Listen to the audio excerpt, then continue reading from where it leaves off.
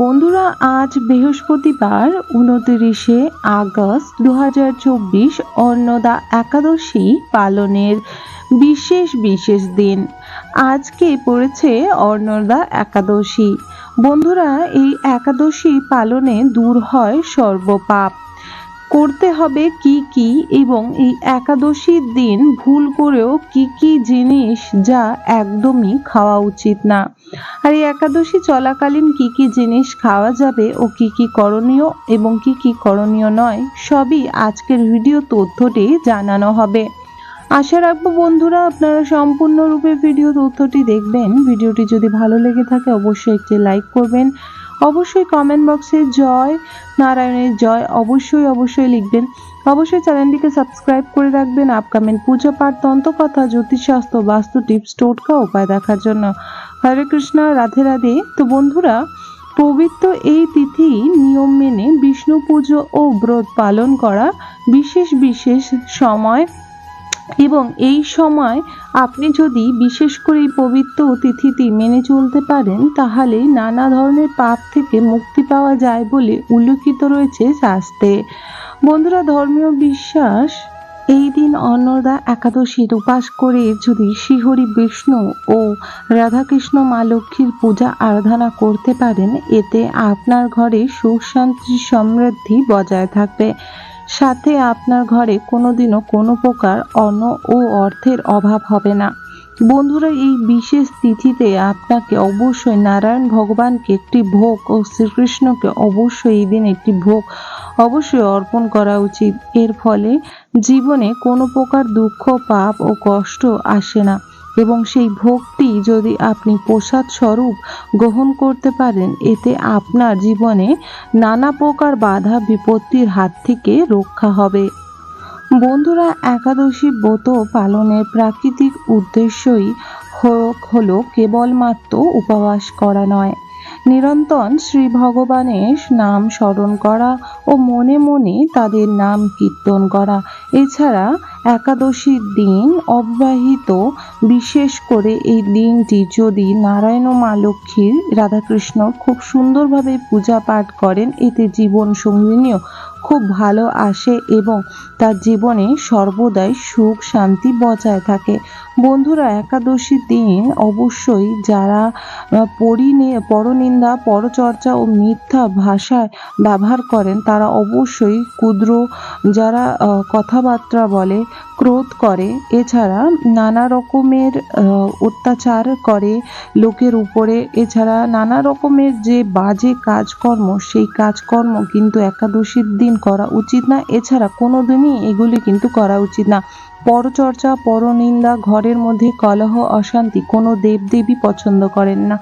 বিশেষ করে মাতা লক্ষ্মী ও শ্রীকৃষ্ণ, রাধারানী এবং নারায়ণ ভগবান কোনোদিনও সেই ঘরে কোনো দিনের জন্য থাকে না, সেই গৃহ ত্যাগ করে চলে যায়। তাই সর্বদা পরনিন্দা, পরচর্চা, মিথ্যা কথা, ক্রোধ এবং দুরাচারী এইসব কথাবার্তার ব্যবহার করতে নেই।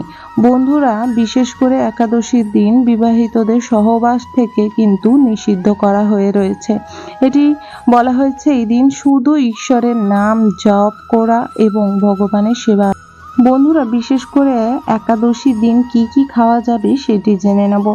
সর্বপ্রথম একাদশীর দিন আপনারা এই দিনে ধান জাতীয় কোনো খাদ্য কিন্তু খেতে পারবেন না। বলা হয়েছে এই দিন আপনারা কিন্তু ফল, মিষ্টি, এছাড়া মিষ্টি আলু সিদ্ধ করে বা রন্ধন করে খেতে পারেন। তার সাথে আপনারা সবজিও রন্ধন করে খেতে পারেন, কিন্তু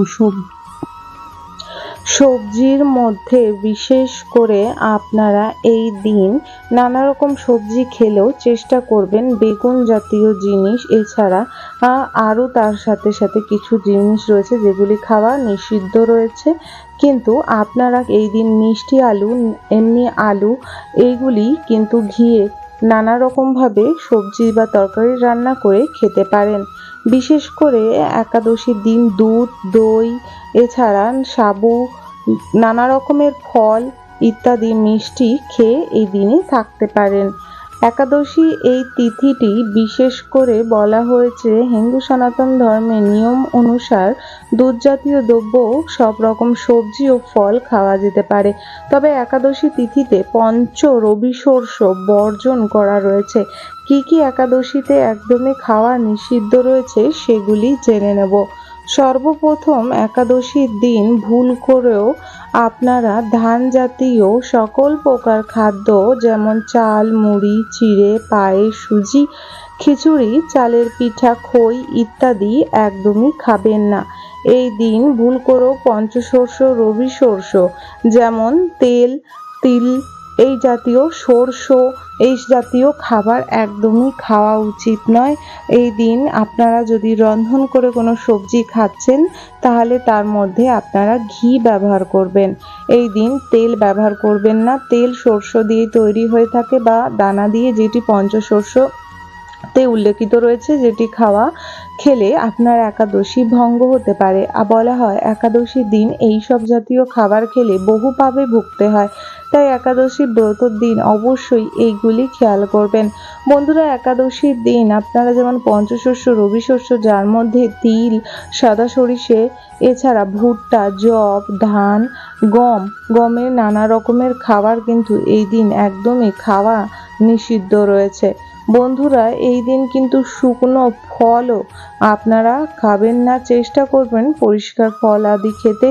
এই উপবাসের দিন বা একাদশী উপবাসের দিন আপনারা নানা রকমের যেমন বিস্কিট, এছাড়া খেসারি মুসুরির ডাল, ছোলা, মুগ ডাল, অড়হর ডাল, কড়াইশুঁটি বা মটরশুঁটি যাকে বলা হয়, বটবটি ও শিম জাতীয় জিনিস খাবেন না। সয়াবিন তেল, তিল তেল এবং সরিষার তেল এই দিন খাওয়া মানা। যব বা ভুট্টা জাতীয় খাবারকেও মানা থাকে এই দিন, যেমন ছাতু, রুটি, খই ইত্যাদি এই দিন একদমই খাবেন না। বন্ধুরা, একাদশী উপবাসে গুড় খাওয়া যাবে কিনা অনেকেই আগের ভিডিওতে প্রশ্ন করেছিলেন। হ্যাঁ, একাদশীর দিন গুড় খাওয়া যাবে। বন্ধুরা, আশা করব আজকের ভিডিওটি সম্পূর্ণরূপে দেখেছেন এবং একাদশীর দিন কি কি একদমই খাওয়া উচিত না এবং কি কি খাওয়া উচিত সেই সম্বন্ধে আপনারা ভিডিও দেখে নিয়েছেন এবং যেগুলি রন্ধনের মধ্যে সবজি শাকের মধ্যে পড়ে তার মধ্যে একাদশীর দিন ভুল করেও পেঁয়াজ, রসুন এগুলি কিন্তু খাদ্য তালিকায় তুলবেন না। আশা রাখবো আজকের ভিডিও তথ্যটি আপনাদের ভালো লেগেছে এবং একাদশীর দিন নিরামিষের মধ্যে বিশেষ করে মাছ, মাংস, ডিম তো একদমই খাওয়া উচিত না। একাদশীর দিন নানা রকমের নেশা জাতীয় দ্রব্য থেকেও নিজেকে দূরে রাখা উচিত। আশা রাখবো আজকের ভিডিও তথ্যটি আপনাদের ভালো লেগেছে। যদি ভালো লেগে থাকে অবশ্যই একটি লাইক করবেন, চ্যানেলটিকে সাবস্ক্রাইব করে রাখবেন আপকামিং পূজা পাঠ, তন্ত্রকথা, জ্যোতিষশাস্ত্র, বাস্তু টিপস, টোটকা উপায় দেখার জন্য। অবশ্যই কমেন্ট বক্সে জয় বাবা নারায়ণের জয়, জয় মা লক্ষ্মীর জয় অবশ্যই লিখবেন। মা লক্ষ্মী ও বাবা নারায়ণের আশীর্বাদে আপনাদের ঘরে ধন দৌলত, সুখ, শান্তি, সমৃদ্ধি সর্বদাই বজায় থাকবে। সকলে সর্বদা সুস্থ থাকবেন। হরে কৃষ্ণ, রাধে রাধে, জয় বাবা নারায়ণের জয়, জয় মা লক্ষ্মীর জয়।